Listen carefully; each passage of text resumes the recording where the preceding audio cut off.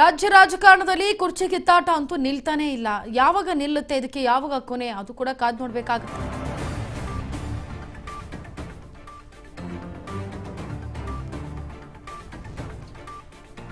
ಕನಕಪುರ ಬಂಡೆ ಪರವಾಗಿ ಗಣಿಗ ರವಿ ಇದೀಗ ಬ್ಯಾಟಿಂಗ್ ಮಾಡ್ತಾ ಇದ್ದಾರೆ. ಮಂಡ್ಯದಲ್ಲಿ ಶಾಸಕ ಗಣಿಗ ರವಿಕುಮಾರ್ ಹೇಳಿಕೆಯನ್ನು ಕೊಟ್ಟಿದ್ದಾರೆ. ಈ ವಿಚಾರವಾಗಿ ಡಿಕೆ ಶಿವಕುಮಾರ್ ಸಿಎಂ ಆಗಲಿ ಅನ್ನೋ ಆಸೆ ಇದೆ.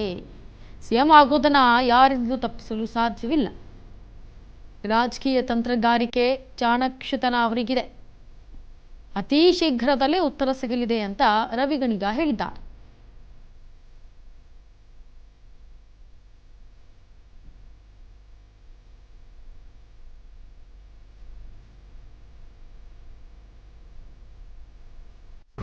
ಕಾಂಗ್ರೆಸ್ ಪಾಳಯದಲ್ಲಿ ನಿಲ್ತಾನೇ ಇಲ್ಲ ಕುರ್ಚಿ ಕಿತ್ತಾಟ. ಇದಕ್ಕೆ ಸಂಬಂಧಪಟ್ಟಂತೆ ಕನಕಪುರ ಬಂಡೆ ಪರವಾಗಿ ಇದೀಗ ಗಣಿಗ ರವಿ ಒಂದ್ ಕಡೆ ಬ್ಯಾಟಿಂಗ್ ಬೀಸ್ತಾ ಇದ್ದಾರೆ. ಜೊತೆಗೆ ಮಂಡ್ಯದಲ್ಲಿ ಶಾಸಕ ರವಿಕುಮಾರ್ ಗಣಿಗ ಹೇಳಿಕೆಯನ್ನ ಕೊಡ್ತಾ ಇದ್ದಾರೆ. ಈ ಸಲ ಡಿಸಿಎಂ ಡಿಕೆ ಶಿವಕುಮಾರ್ ಸಿಎಂ ಆಗಲಿ ಅನ್ನೋದು ನಮ್ಮ ಆಸೆ. ಸಿಎಂ ಆಗೋದನ್ನ ಯಾರಿಂದಲೂ ಯಾರು ಕೂಡ ತಪ್ಪಿಸೋಕೆ ಸಾಧ್ಯವಿಲ್ಲ. ರಾಜಕೀಯ ತಂತ್ರಗಾರಿಕೆ ಚಾಣಾಕ್ಷತನ ಅವರಿಗಿದೆ. ಹಾಗಾಗಿ ಅತಿ ಶೀಘ್ರದಲ್ಲಿ ಉತ್ತರ ಸಿಗುತ್ತೆ ಅಂತ ರವಿ ಗಣಿಗ ತಮ್ಮ ಮನಸ್ಸಿನಲ್ಲಿರುವಂತಹ ಮಾತನ್ನ ಹೇಳಿದ್ದಾರೆ. ಇದೇನು ಅಂತ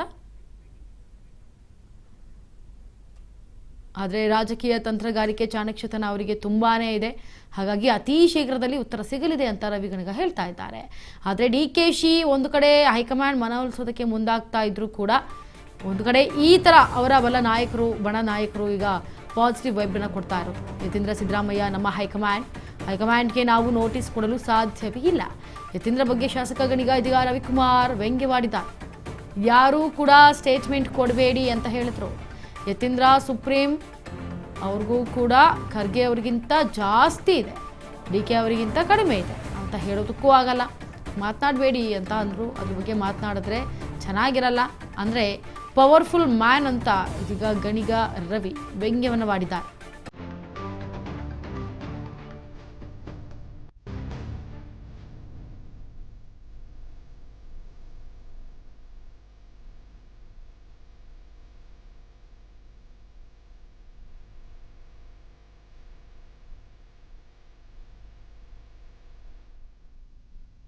ಎಸ್, ಈಗ ಏನು ಈ ಪಾಳಯದಲ್ಲಿ ಕಾಂಗ್ರೆಸ್ ಪಾಳಯದಲ್ಲಿ ನಡೀತಾ ಇರುವಂತಹ ಈ ಯುದ್ಧ ಕಹಳೆಗೆ ಈಗ ಡಿಸಿಎಂ ಡಿಕೆ ಶಿವಕುಮಾರ್ ಪರವಾಗಿ ಒಂದಷ್ಟು ಮಾತನಾಡಿದ್ದಾರೆ ಗಣಿಗ ರವಿ. ನೋಡ್ಕೊಂಡು ಬನ್ನಿ. ನಾನು 10 ದಿನ ಊರಲ್ಲಿ ಇರಲಿಲ್ಲ. ಈಗ ಗುಂಪಲ್ಲಿ ನಾವು ಒಂದ್ಸರಿ 15 ಜನ ಶಾಸಕರು ದುಬೈಗೆ ಹೋಗಿದ್ವಿ. ಅದನ್ನ ಮುಖ್ಯಮಂತ್ರಿಗಳು ಉಪಮುಖ್ಯಮಂತ್ರಿ ಕಳಿಸಿದ್ರು ಅಂತ ಹೇಳಕ್ಕಾಗ್ತದಾ? ಡಿಕೆ ಶಿವಕುಮಾರ್ ಅವರು ಮುಖ್ಯಮಂತ್ರಿ ಆಗ್ಲೇಬೇಕು, ಆಗ್ತಾರೆ ಅನ್ನೋದು ಇವತ್ತಿಗೂ ಕೂಡ ಅದರಲ್ಲಿ 2 ಮಾತು ಚೇಂಜ್ ಇಲ್ಲ. ಟ್ರಿಪ್ ಹೋಗೋದು, ರೆಸಾರ್ಟ್ಗೆ ಹೋಗೋದು, 4 ಜನ MLAಗಳು ಕೂತು ಊಟ ಮಾಡೋದ್ರಿಂದ ಮುಖ್ಯಮಂತ್ರಿಗಳು ಬದಲಾವಣೆನೂ ಆಗಲ್ಲ.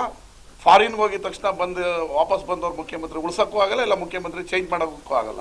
ನಮ್ಮ ಡಿ ಕೆ ಶಿವಕುಮಾರ್ ಸಾಹೇಬ್ರು ಹೇಳಿದ್ದಾರೆ ಯತೀಂದ್ರ ಅವರು ನಮ್ಮ ಹೈಕಮಾಂಡ್ ಅಂತ. ನಾನು ಅದನ್ನೇ ಪುನರ್ ಉಚ್ಚರಿಸ್ತೀನಿ. ಹೈಕಮಾಂಡ್ ಹೇಳೋದಕ್ಕೆ ಅವರು ಅದರಿಂದ ಅದ್ರ ಬಗ್ಗೆ ಜಾಸ್ತಿ ಕಮೆಂಟ್ ಮಾಡೋದು ಉಪಯೋಗ ಇಲ್ಲ. ಆಮೇಲೆ ಟಿವಿಯಲ್ಲಿ ಮಾತಾಡಿದ ತಕ್ಷಣ ಯಾರು ಚೇಂಜ್ ಆಗಲ್ಲ, ಟಿವಿಯಲ್ಲಿ ಮಾತಾಡೋದಿಲ್ಲ ಅಂದರೆ ಉಳ್ಕೊಳ್ಳೋದು ಇಲ್ಲ. ಅವ್ರು ನಮ್ಮ ಹೈಕಮಾಂಡ್ ಅಲ್ಲ, ಅವ್ರು ಕೊಡೋಕ್ಕಾಗಲ್ಲ. ಅಲ್ಲ ಇಲ್ಲಪ್ಪ, ವೆರಿ ಸೀರಿಯಸ್ ಆಗಿ ಹೇಳ್ತೇನೆ. ಅವರು ನಮ್ಮ ಹೈಕಮಾಂಡು, ಅದರಿಂದ ನಾವು ಕೊಡೋದಕ್ಕಾಗಲ್ಲ. ಅವ್ರಿಗೆ 100% ಒಪ್ಕೋತೀವಿ. ಒಪ್ಕೊಂಡಿದ್ದೀವಿ. ಯಾವ ಥರ ನಾನು ಹೇಳಕ್ಕಾಗಲ್ಲ. ಅಲ್ಲ, ಈಗ 4 ಸರಿ ಹೇಳಿದ್ರು ನೀವು ಯಾರು ಸ್ಟೇಟ್ಮೆಂಟ್ ಕೊಡಬೇಡಿ ಅಂತ. ಕೊಡ್ತಾ ಇದ್ದೀವಿ ಅಂದರೆ ಅವ್ರ ಹೈಕಮಾಂಡೇ. ಯಾರು ಕೊಡೋದಕ್ಕೆ ಸುಪ್ರೀಂ ಯಾರು ಇರ್ತಾರೆ ಅವರೇ ಹೈಕಮಾಂಡ್. ನಮ್ಮ ಹೈಕಮಾಂಡ್ ಅವರು ಅಂತ ಹೇಳಿದ್ನಲ್ಲ.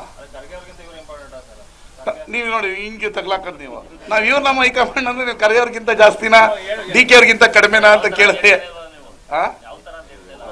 ಅವ್ರು ನಮ್ಮ ಈಗ ಹೈಕಮಾಂಡ್ ಅವರು ಮಾತಾಡಬೇಡಿ ಅಂತ ಹೇಳಿದೆ. ಮಾತಾಡ್ತಾ ಇದಾರೆ ಅಂದ್ರೆ ಇವ್ರು ನಮ್ಮ ಹೈಕಮಾಂಡ್ ಅಂತ ಹೇಳಿರ್ಬೋದು. ನಮ್ಮವರು ಹೈಕಮಾಂಡ್ಗೆ ನೋಟಿಸ್ ಕೊಡೋದು, ಹೈಕಮಾಂಡ್ ಅವ್ರಿಗೆ ನೋಟಿಸ್ ನಮಗೆ ಕೊಡೋದು. ಹೈಕಮಾಂಡ್ ನಾವು ನೋಟಿಸ್ ಕೊಡೋಕ್ಕಾಗಲ್ಲ.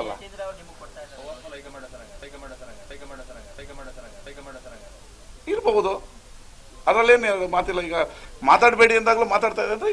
ಪವರ್ಫುಲ್ ಮ್ಯಾನ್, ಕರೆಕ್ಟ್ ಅಲ್ಲ? ಹಾಗೆ ಫಾರಿನ್ ಟ್ರಿಪ್ ಹೋಗೋದ್ರಿಂದ ಯಾವ ಮುಖ್ಯಮಂತ್ರಿನೂ ಚೇಂಜ್ ಆಗಲ್ಲ, ಇಲ್ಲ ಉಳ್ಕೊಳ್ಳೋದಿಲ್ಲ. ಕಾಲ ಬಂದಾಗ ಚೇಂಜ್ ಆಗಬೇಕು, ಬೇರೆಯವ್ರ ಮುಖ್ಯಮಂತ್ರಿ ಆಗಬೇಕು. ಡಿ ಕೆ ಶಿವಕುಮಾರ್ ಅವರು ಮುಖ್ಯಮಂತ್ರಿ ಆಗ್ತಾರೆ. ಆಗೋದ್ರಲ್ಲಿ ತಪ್ಪಿಸೋದಕ್ಕೆ ಯಾರಿಂದನೂ ಸಾಧ್ಯ ಇಲ್ಲ. ಆಗ ಟೈಮ್ ಬಂದಾಗ ನಾವೇ ನಿಮ್ಮ ಮುಂದೆ ಹೇಳ್ತೀವಿ.